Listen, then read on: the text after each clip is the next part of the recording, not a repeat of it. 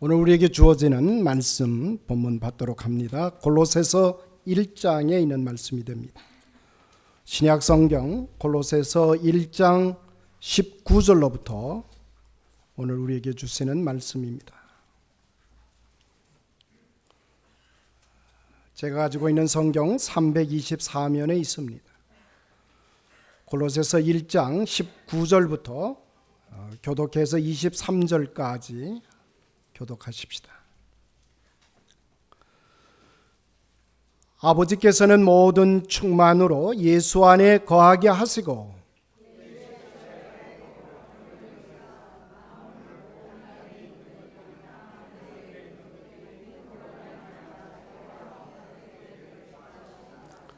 전에 악한 행실로 멀리 떠나 마음으로 원수가 되었던 너희를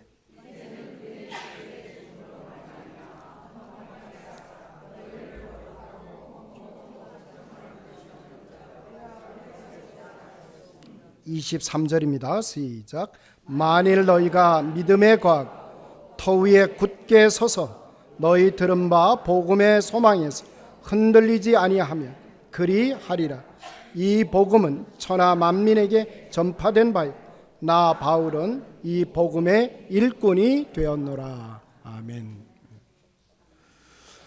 성경이 말하는 죄라고 하는 것은 단순히 법을 어겼다든지 또는 잘못된 행실을 행했다든지 하는 가시적이고 임시적인 그런 것들로 정의되지 않고 있습니다. 오히려 성서가 말하고 있는 죄라고 하는 것은 더 심층적이고 근원적인 죄성에 대한 이야기를 하고 있습니다. 인간의 죄의 역사를 논하면 어떻게 보면 우리가 태어날 때부터 이미 시작된 것이라고 해도 틀린 말은 아닙니다.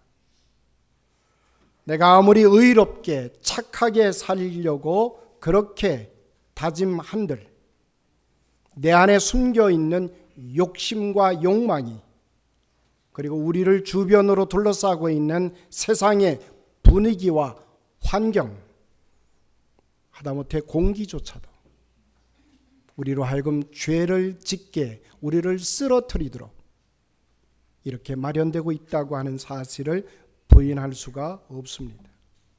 우리 삶의 모든 영역 속에 죄는 이미 깊숙이 침투되어 있는 것입니다. 심리학자 가운데 가장 오래된 고전 심리학자로 알려져 있는 윌리엄 제임스는 그는 이렇게 말합니다. 인간의 지적인 능력과 정서적인 능력, 우리는 그 능력들을 우리들의 삶 안에서 단지 10%밖에 사용하지 못하고 있다. 그 이유는 바로 죄 때문이라고 말하고 있습니다. 우리들의 인격조차도 죄로 인해서 온전하게 그 기능을 다 발휘하고 있지 못하다는 얘기입니다. 정서의 불안, 정신분열, 두려움, 마음의 갈등 등과 같은 이런 것들이 우리의 교만과 거짓과 미움의 죄, 온갖 정신적인 질환을 일으키는 근원적 요소가 되고 있다라고 하는 것입니다. 성경은 이렇게 말합니다. 죄의 결국은 파멸이고 사망입니다. 욕심이 잉태한즉 죄를 낳고 죄가 장성한즉 사망을 낳느니라. 우리 안에 있는 욕심, 우리 안에 있는 죄가 결국은 우리를 죽음으로 내어몰고 있다라고 하는 것입니다. 그러므로 성경은 아주 분명합니다. 우리의 죄의 문제가 해결되지 않으면 절대 구원받을 수가 없습니다. 하나님 나라에 들어갈 수가 없습니다. 그렇다면 우리 인간에게는 희망이 있는가라고 하는 질문을 해야 됩니다. 죄의 싹슨 사망이라고 성경은 우리에게 말씀합니다. 그러나 하나님의 은사는 그리스도 예수 우리 주 안에 있는 영생이라고 말씀해 주고 있습니다. 우리 안에 죄가 해결되지 않으면 우리는 죽음을 향해서 치달아 갈 것이고, 우리 안에 그리스도 예수의 은사를, 주님의 마음이 우리 속에, 심령 속에 꽂히기만 하면 우리는 영원한 생명의 길로 나아가게 될 것입니다. 하나님이 우리에게 주시기를 원하는 것이 있다면 그것은 죽음이 아니라 영원한 생명입니다. 영원한 생명을 주시기 위해서 하나님은 자기의 아들을 십자가에 매어 달으셨습니다. 십자가에 매어 달리신 주님의 그 몸은 저와 여러분을 죄로부터 해방시켜서 온전한 하나님의 생명으로, 그리고 하나님과 화목된 삶을 살아갈 수 있도록 저와 여러분을 해방시키신 줄로 믿습니다. 그것이 기독교가 말하는 구원입니다. 사람들이 살아가면서 이웃과는 화목해지려고 노력을 많이 합니다. 형제들과는 화목해지려고 노력을 많이 합니다. 그러나 하나님과 내가 화목해지려고 하는 것을 우리는 등한시하고 있다는 겁니다. 하나님과 우리 사이에 막힌 담이 있습니다. 우리를 화목하게 하지 못하고 친교하지 못하게 하는 우리의 근원적인 죄성은 오직 그리스도 예수의 십자가를 통해서 그 길이 열릴 수가 있는 것입니다. 하나님은 하나님과 우리 사이에 막혀있는 그 담을 우리 구주 예수 그리스도의 십자가로 허물어 내셨습니다. 여러분이 잘 아시는 대로 구약에 가인이 하나님께 제사를 드리는 장면이 나옵니다. 가인이 하나님께 제사를 드릴 때 하나님께서는 그 가인의 모습을 보시면서 네가 선을 행하면 어찌 낫을 들지 못하겠느냐, 선을 행하지 아니하면 죄가 문 앞에 엎드려졌느니라. 죄의 소원이 네게 있으니 너는 죄를 다스릴지니라. 죄의 소원이 있는 채로 하나님 앞에 나온다라고 하는 것은 하나님이 결코 용납하지 아니하십니다. 오늘 우리는 하나님께 예배드리러 나왔습니다. 우리가 먼저 죄를 다스려야 합니다. 죄를 해결해야 됩니다. 어떻게 해결할까요? 죄는 오직 예수 그리스도의 보혈 이외에는 해결될 방안이 없습니다. 부정한 것을 거룩한 것으로 바꾸려면 예수님의 보혈이 우리에게는 가장 기묘한 요소가 되는 것입니다. 구약 전통에 의하면 대제사장들은 하나님 전에 나아가 속죄의 제단을 쌓기 전에 먼저 하는 일이 있습니다. 속죄소 위에다가 속물의 제물의 피를 받아 그 피를 속죄소 위에 뿌리고, 그리고 손으로 그 피를 바르는 일을 행하지 않고는 그는 속죄 예배를 제사를 드릴 수가 없었습니다. 그래서 성경은 단호합니다. 그 피를 그 위에 7번 뿌려 이스라엘 자손의 부정함에서 단을 성결케 하라고 명령하고 계십니다. 오늘 하나님께서는 우리의 예배를, 우리의 찬양을 기뻐 받으시게 되기를 간절히 소원합니다. 그러려고 하면 우리의 죄성이 해결되어야 합니다. 오직 한 가지, 하나님께서 당신의 아들 예수 그리스도를 십자가에 달시고 그가 흘린 피로 저와 여러분의 죄성의 근원적인 요소들을 해결시켜 주셨습니다. 이 복음을 가슴에 안고 오늘 우리는 성찬 예식에 임하게 될 줄로 믿습니다. 우리 현대인들이 가장 심각하게 앓고 있는 것이 성인병입니다. 많은 성인병 중에 제일 문제가 되고 있는 것은 우리의 몸을 순환하고 있는 피가 깨끗해지지 않기 때문에 성인병이 유발됩니다. 제가 2년 전에 왼쪽으로 스트로크가 왔어요. 스트로크가 오니까 위에서부터 발끝까지 왼쪽을 전혀 쓸 수가 없었습니다. 그래서 침대에서 일어나질 못하고 그냥 무너지는 나의 모습을 발견하게 됐습니다. 이머전시를 급하게 병원에 가서 스트로크가 온 이유를 하나하나 검진을 하고 찾아보니까 다른 것이 아니었어요. 몸 안에 돌고 있는 이 피가 원활하게 건강하게 회전하지 못하고 문제가 생긴 것입니다. 뇌에 6군데가 막혔다는 사실을 발견하기도 했습니다. 그래서 클리블랜드 클리닉에 가서 정밀 검사를 해보니까 당신 지금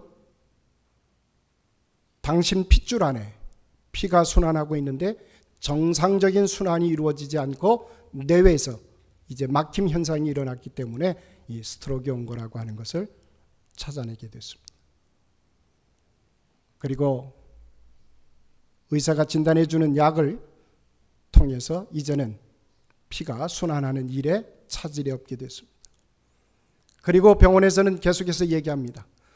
당신의 피가 이상 없이 순환될 수 있도록 언제나 관심을 가지고 약을 먹고 그리고 혈압이 올라가지 않도록, 다시 말하면 피가 순환을 하는데 압력을 받지 않도록 당신의 생활을 규칙적으로 진행하라고 하는 그런 교훈을 받게 됐습니다. 얼마나 감사한지 모릅니다. 오늘 제가 여러분의 강단에 서서 하나님 말씀을 증거할 수 있는 것도 사실은 제 안에 피가 정상적으로 돌고 있기 때문입니다. 그 뒤로 제 몸을 이제 관심 있게 들여다보기 시작했어요. 제 몸 안에 혈관이 한 줄로 이어가면 약 6만 2천 마일을 지나간다고 합니다. 미 대륙을 10번 왕복할 수 있는 길입니다. 그런데 이 6만 2천 마일이 해당되는 이 핏줄이 이상 없이 피가 순환되고 있다는 겁니다. 뭐가 일어나지도 않고 교통사고도 일어나지 않고 24시간 일주일 7일 동안 이상 없이 돌고 있습니다. 그렇기 때문에 여러분이 살아있는 겁니다. 만약 한 군데에 막히거나 교통사고가 일어난다고 하면 그러면 우리는 이렇게 앉아 있을 수가 없습니다. 온 핏줄이 사실은 하나로 연결되어 있다는 사실입니다. 그리고 막힘없이 순환되고 있는 것입니다. 하나님께서는 당신의 아들 예수 그리스도를 십자가에 달려 피 흘리게 하시고 그 피값으로 저와 여러분 안에 있는 피가 순환되는 데 이상이 없도록 온전한 건강을 가진 자로 살아갈 수 있도록 그리고 영원한 생명을 쟁취할 수 있도록 하나님께서는 당신의 아들을 십자가에 걸고 우리를 구원의 자리로 인도해 주신 줄로 믿습니다. 오늘 본문은 이렇게 말씀합니다. 그의 십자가의 피로 화평을 이루사 만물 곧 땅에 있는 것들과 하늘에 있는 것들을 그로 말미암아 자기와 화목케 되기를 기뻐하심이라. 하나님 지금도 기뻐하시고 있습니다. 하나님과 저와 여러분이 화목되어져서 하나님과 깊은 친교가 있기를 기다리고 계신다는 말입니다. 전에 악한 행실로 말미암아 멀리 떠나 마음으로 원수가 되었던 너희를 이제는 그의 육체의 죽음으로 말미암아 화목하게 하사 너희를 거룩하고 흠없고 책망할 것이 없는 자로 그 앞에 세우고자 하셨으니. 하나님께서는 그리스도 예수의 십자가를 통해서 저와 여러분을 어떻게 하셨다고요? 거룩하게 하셨습니다. 흠이 없는 자로, 책망할 것이 없는 자로, 하나님과 화목하기에 합당한 자로 만들어 주신 줄로 믿습니다. 이 믿음이 있기에 우리는 성찬 자리에 초대될 수가 있습니다. 오늘 우리는 주님께서 배설해 주신 당신의 몸으로 살과 피 흘려 식탁을 마련하시고 우리를 초대해 주시고 우리를 당신의 자녀로 삼아 주셨습니다. 이제 우리는 이 성찬을 통해서 하나님과 아주 긴밀한, 하나님과 화목된, 하나님과 하나된 놀라운 기적의 주인공이 될 줄로 믿습니다. 여러분 가정이 화목하시기를 원하십니까? 여러분의 교회가 화목하시기를 원하십니까? 여러분의 직장이 화목하기를 원하십니까? 그렇다면 먼저 하나님과 화목하시기를 축원합니다. 하나님과 화목할 때 우리의 가정도 화목해질 수 있고 우리의 교회도 화목해질 수가 있습니다. 이 화목의 축복을 누리게 하시려고 우리 주님은 당신의 몸을 깨뜨리시고 당신의 피를 흘려 이 식탁을 저와 여러분을 위해서 준비해 주셨습니다. 예레미야는 이렇게 우리에게 선포하고 있습니다. 유다와 예루살렘의 거민들아, 너희는 스스로 할례를 행하여 너희 마음 가죽을 베어 나 여호와께 속하라. 그렇지 않으면 너희 행각을 인하여 나의 분노가 불같이 발하여 사르리니 그것을 끌 자가 없으리라. 하나님은 우리의 삶에 하나님과 화목되어지고 하나님과 하나 되어지는, 그래서 이 땅에서 성결된 삶, 거룩한 삶을 감당해 갈 수 있도록 저와 여러분을 구원받은 자로 살게 하시려고 당신의 몸을 이 시간 깨뜨리시고 우리 앞에 식탁으로 놓여 주셨습니다. 저는 주님의 이름으로 여러분을 다시 인바이트합니다. 초대합니다. 오늘 여러분이 주님의 식탁에 임하셔서 하나님께서 여러분에게 주시고자 하는 하나님과의 화목됨을 누리는 시간 여러분이 갖게 되시기를 주님의 이름으로 다시 한번 축원합니다. 기도하십시다. 거룩하신 아버지 하나님, 연약한 저희들을 불러 쓰러질 수밖에 없었고 죽음의 자리로 치달아가는 저희들을 우리 구주 예수님을 통하여 이제 세워주시고 이제 온전한 자리로 바꾸어 주셔서 하늘 백성으로 살아갈 수 있는 특권을 허락해 주시니 감사를 드립니다.